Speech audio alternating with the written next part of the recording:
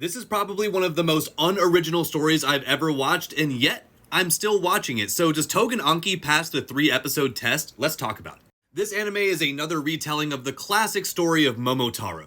In the story of Momotaro, he befriends a pheasant, a dog, and a monkey and goes on a grand adventure, killing demons and collecting treasure. In this story, we have descendants of Momotaro trying to destroy all the Oni.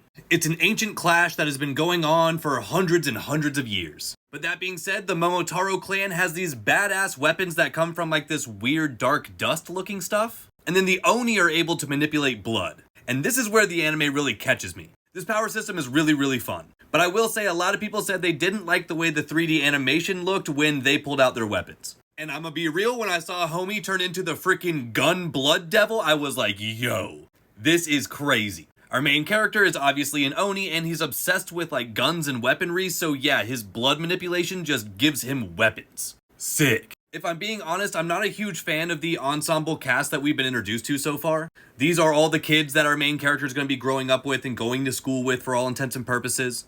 We've got Chainsaw Man, who's really just scary looking Sasuke. We've got the meek, pink-haired girl who's always apologizing for absolutely everything. Oh yeah, and her blood powers are female Titan. Oh yeah, and in the second episode, they're in the woods basically doing their tuning exams. But even with all of these very basic plot points that we've seen in like every other shonen anime, it's really just fun to watch. All of the characters' powers are super unique in their own way. We even have characters that don't specifically use their blood to fight.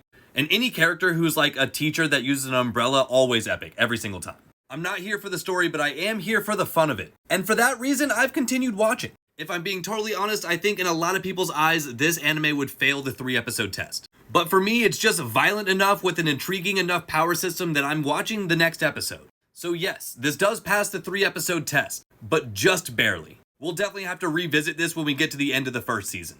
But if you can lock into episode 4, we do get a little bit more plot.